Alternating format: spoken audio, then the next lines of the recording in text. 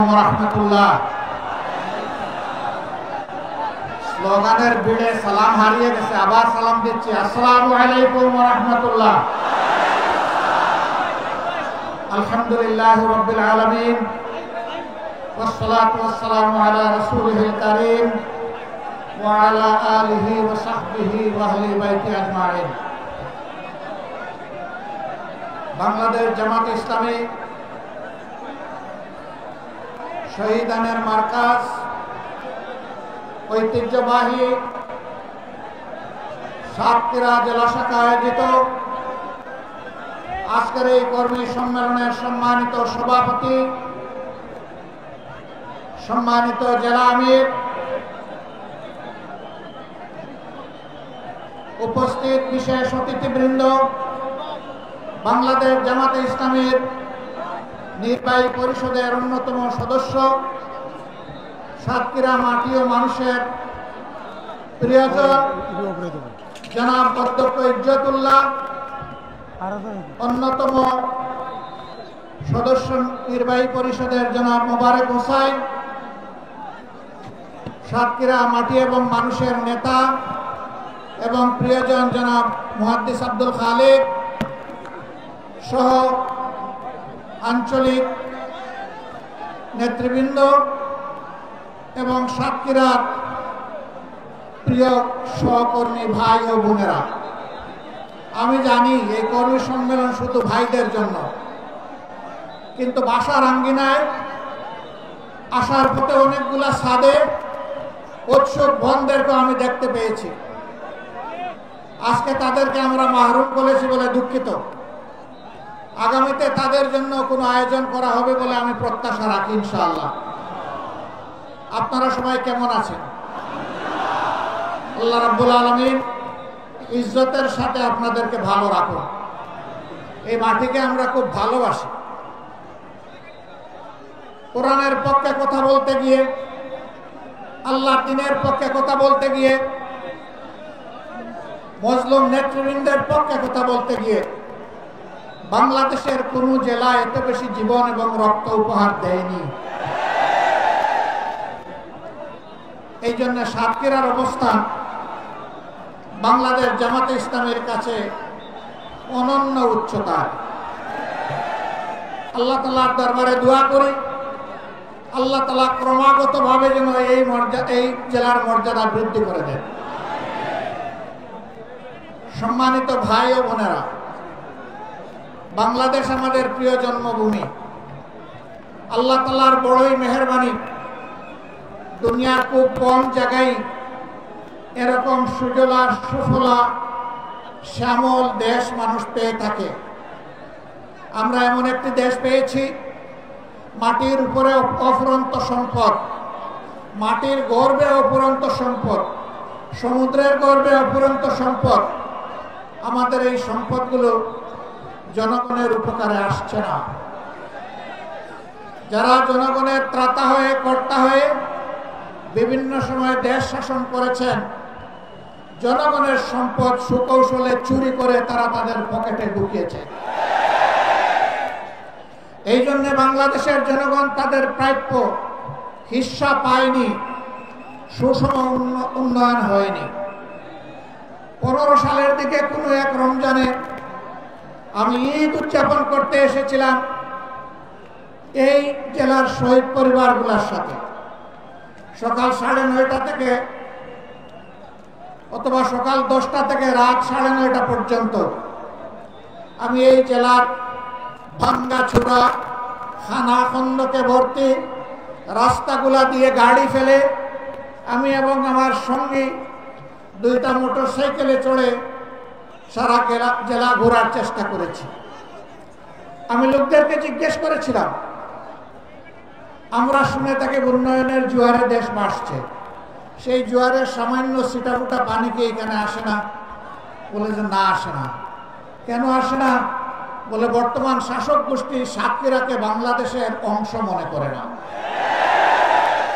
সাতক্ষীরার উপর তারা জুলুম করেছে, সাতক্ষীরার জনগণের অধিকার দেয়নি,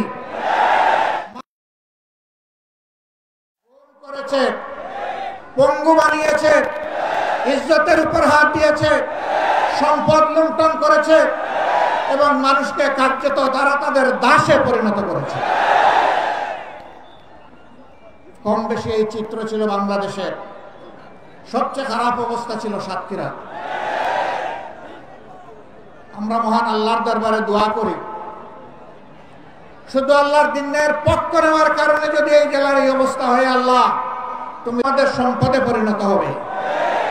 তাদের হাতে মূল্যহীন এক টুকরা সার্টিফিকেট ধরিয়ে দেওয়া হবে না, বরঞ্চ শিক্ষা সমাপনীর সাথে সাথে তাদের হাতে কাজ তুলে দেওয়া হবে। এমন শিক্ষা চাই আর এমন শিক্ষিত জাতি চাই। তবে এই শিক্ষা অবশ্যই নৈতিক এবং দুনিয়াবি বা জাগতিক শিক্ষার সমন্বয় হতে হবে। মানুষ যাতে মানুষ হয়, শিক্ষা নিয়ে মানুষ যাতে ডাকাত না হয়, আমরা সেই শিক্ষাটি চাই।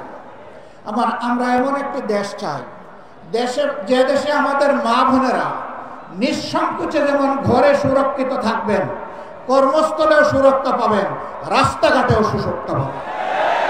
তাদের দিকে কোন খারাপ লোক চোখ তুলে তাকানোর কসরত পাবে না।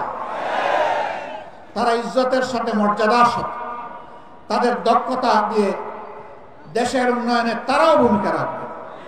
নবী করিম সাল্লাল্লাহু আলাইহি ওয়াসাল্লাম মানব জীবনের সবচেয়ে ঝুঁকিপূর্ণ কাজেও মহিলাদেরকে শরীক করেছেন। সেই কাজটি হচ্ছে যুদ্ধ। যুদ্ধে মারা পুরুষের পাশে থেকে তারাও যুদ্ধ করেছে। বিশেষ করে বদর যুদ্ধের কঠিন দিনে আমি প্রায় এই উদাহরণটা দিয়ে থাকি। যখন কাফেররা আল্লাহ রসুলের খুব কাছাকাছি চলে এসেছিল তাকে হত্যা করার জন্য, যখন পুরুষ যোদ্ধারা দিক বিদিক কিছুটা জ্ঞান হারিয়ে ফেলেছিলেন, তখন একজন মা চতুর্দিকে ঘুরে ঘুরে আল্লাহর রসুলকে বেষ্টনে দিয়ে রেখেছিলেন। যুদ্ধ যখন শেষ হয়েছে, তার শরীরে 37টা তীর ঝুলন্ত অবস্থায় ছিল, 70টা কঠিন আঘাত ছিল।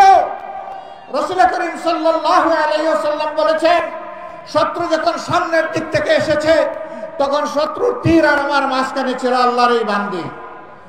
যখন পিছন দিক থেকে এসেছে ছিল আল্লাহর বান্দি। ঘুরে ঘুরে আল্লাহ রসুলকে কিভাবে তিনি রক্ষা করবেন? ডাইনে বামে এসেছে, বাম দিকে। আমাদের সেই সর্বোচ্চ ইজ্জতের মর্যাদাবান মায়ের নাম ছিল হযরতে নুসাইবা রাদিয়াল্লাহু তাআলা আনহা। যদি যুদ্ধের এই কঠিন ময়দানে আল্লাহর রাসূল তাদের জন্য কর্মক্ষেত্র সৃষ্টি করে দিয়ে থাকেন, আমরা কে তাদের হাত বন্ধ করা? আমাদের ব্যাপারে ইসলামের প্রতিপক্ষ শক্তিরা অপপ্রচার চালায়। জামাতে ইসলামী ক্ষমতায় গেলে মহিলাদেরকে ঘর থেকে বের হতে দিবে না, আর যদি দেও আস্তে করে এনে জোর করে একটা বুরকা পরাই দেবে। জোর করে পরানো লাগবে না। যে দেশে ইসলাম কায়েম হবে, এদেশের মানুষেরা, মায়েরা আনন্দের সাথে সেদিন তারা ইজ্জতের জন্য তাদের সম্মানের মর্যাদার পোশাক পরিধান করবেন। তারপরেও কোনো মা, কোনো বোন যদি এই পোশাকের বাইরে থাকেন, আমরা তাদেরকে কথা দিচ্ছি, নিশ্চয়তা দিচ্ছি, কারো উপর জোর কাটানো হবে না। কারণ এদেশে শুধু মুসলমানরা বসবাস করে না, অন্যান্য ধর্মের লোকেরাও বসবাস করে। তারা তো আমাদের ধর্ম যেহেতু গ্রহণ করেনি, তাদের জন্য ইসলামের প্রেসক্রাইব করা পর্দাও তাদের জন্য প্রযোজ্য নয়। তারা যদি ইসলামের সৌন্দর্যে অভিভূত হয়ে ইসলাম কবুল করে, সেটা ভিন্ন কথা। তাদেরকে ইসলাম গ্রহণ করতেও কাউকেই বাধ্য করা হবে না। সম্মানিত সহকর্মী বৃন্দ, এই দেশে শুধু মুসলমানরা বসবাস করে না, হিন্দু, খ্রিস্টান, বৌদ্ধ ধর্মের লোকেরাও বসবাস করে। আমরা এমন একটি দেশ চাই যে দেশে মসজিদও পাহারা দেওয়ার প্রয়োজন হবে না, মন্দির এবং মঠ পাহারা দেওয়ার দরকার, গির্জা পাহারা দেওয়া লাগবে না। সকল ধর্মের লোকেরা তাদের আপন আপন ধর্ম তাদের মতো করে শান্তিতে, নিরাপত্তার সাথে তারা পালন করবে। আলহামদুলিল্লাহ, আমাদের দেশটি সাম্প্রদায়িক সম্প্রীতির একটি চমৎকার বাগান, কিন্তু আমাদের বাগানে মাঝে মাঝে হুতুম পেঁচা ঢুকে পড়ে। এই হুতুম পেঁচাদের ব্যাপারে আমাদেরকে সতর্ক থাকতে হবে। আমরা এই সম্প্রীতি নষ্ট করতে দেব না। আমরা এমন একটি বাংলাদেশ গঠন করতে চাই যেখানে মানুষকে তার শিক্ষা কিংবা কাজের ধরন দেখে মর্যাদা দেওয়া হবে না, বরঞ্চ প্রত্যেকটা মানুষকে আশরাফুল মখলুকাত হিসেবে মর্যাদা দেওয়া হবে। আমার দেশের একজন পরিচ্ছন্নতা কর্মী, তিনিও আমার ভিআইপি। তারা যদি 3 দিনের জন্য তাদের কাজ বন্ধ করে, আমরা কেউ ঘর থেকে বের হতে পারবো না। তাদের এই কাজ, কঠিন কাজ আমি করতে পারবো না। তারা কষ্ট করে এই কাজটা আমাদের করে দেন, আমি তাদেরকে স্যালিউট জানাই। সে আমার ভাই, সে আমার বোন, সে আমার এই সমাজকে চালু রেখেছে। যে ভাইটি আমার রিক্সা চালিয়ে জীবন নির্বাহ করে, ও রিক্সা না চালাইলে আমি আমার কর্মস্থলে যেতে পারবো না, আমি তাকে স্যালিউট জানাই। আমি দেখবো না তিনি রিক্সাওয়ালা, আমি এটাও দেখবো না তিনি একজন অতি সাধারণ কম শিক্ষিত মানুষ, আমি তাকে তার কাজের মর্যাদা দেব। এইভাবে সমস্ত মানুষ, মুটে মাঝি কুলি, যে যেখানে আমরা আছি, শ্রমিক, কৃষক, আপামর জনতা, বিভিন্ন পেশাজীবী, যার যার পেশায় তিনি মর্যাদা এবং দায়িত্ববোধের সাথে দায়িত্ব পালন করবেন ইনশাআল্লাহ। সেই সম্প্রীতির বাংলাদেশ যদি আমরা গঠন করতে পারি, তাহলে এই সম্প্রীতির বাংলাদেশকে রোকার সাধ্য কারোই থাকবে না।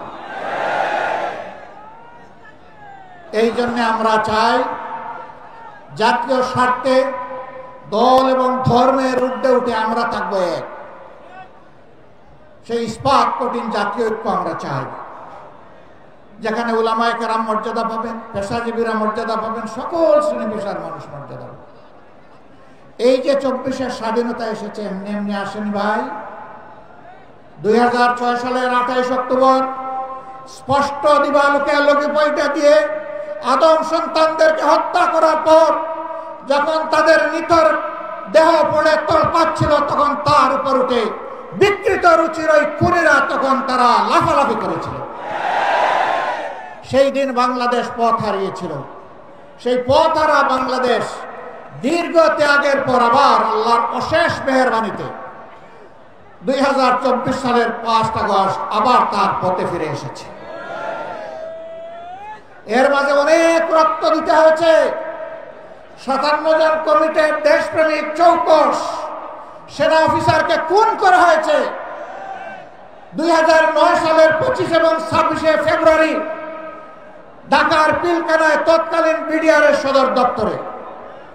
এরপরে জামাতে ইসলামের নেতৃবৃন্দকে দফায় দফায় খুন করা হয়েছে।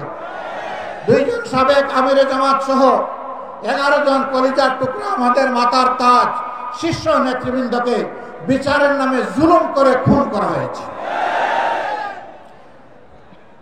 এই খুনের প্রতিবাদ যারা করেছেন, অন্যায়ের প্রতিবাদ করেছেন, তাদেরকে গ্রামে গঞ্জে খুন করা হয়েছে। আগেই বলেছি, সবচেয়ে বেশি খুনের ঘটনা ঘটেছে এই সাতক্ষীরা। তারপরে আপনাদের পার্শ্ববর্তী জেলা ঝিনাইদহে এইভাবে বিভিন্ন জায়গায় খুনের তাণ্ডব চালানো হয়েছে। ভাই ও বোনেরা, সর্বশেষ এই বছরে 1 জুলাই থেকে শুরু করে 5 আগস্ট পর্যন্ত খুনের বন্যায় বাংলাদেশকে ভাসিয়ে দেওয়া হয়েছে। বৈষম্য বিরোধী ছাত্র জনতা রাস্তায় নেমে এসেছিল। তাদের হাতে কোনো আগ্নেয়াস্ত্র ছিল না, এমনকি তাদের হাতে কোনো ইটপাটকেলও ছিল না। তারা শান্তিপূর্ণভাবে দাবি আদায়ের জন্য রাস্তায় নেমেছিল। কোটার সংস্কারের জন্য, কোটা বাতিলের জন্যও নয়। তারা বলেছিল যৌক্তিক কোটা দেন, আমাদের আপত্তি নাই, কিন্তু কোটার নামে জাতির সাথে, মেধার সাথে তামসা করবেন, তা আমরা মানব না। কেন তারা এটা বলল? এই জ্বালায় তাদের বিরুদ্ধে মানুষের কিনা, এদেশের মানুষের কিনায় অস্ত্র এবং বুলেট দিয়ে জাতির বিরুদ্ধে তাদেরকে পাঠিয়ে দেওয়া হলো। একদিকে সরকারি বাহিনীকে নামিয়ে দেওয়া হলো, আরেকদিকে সরকার তাদের সশস্ত্র গুন্ডাদেরকে নামিয়ে দিল। এই উভয় পক্ষের আঘাতে আঘাতে জর্জরিত হয়ে 1,500-এর কম বেশি আদম সন্তান শুধু এই ক্ষুদ্র সময়ের ভিতরে দুনিয়া থেকে বিদায় নিয়েছেন। 6 সালের 28 অক্টোবর থেকে শুরু করে 24 সালের 5 আগস্ট পর্যন্ত জালিমের জুলুমের শিকার হয়ে যারা বিদায় নিয়েছেন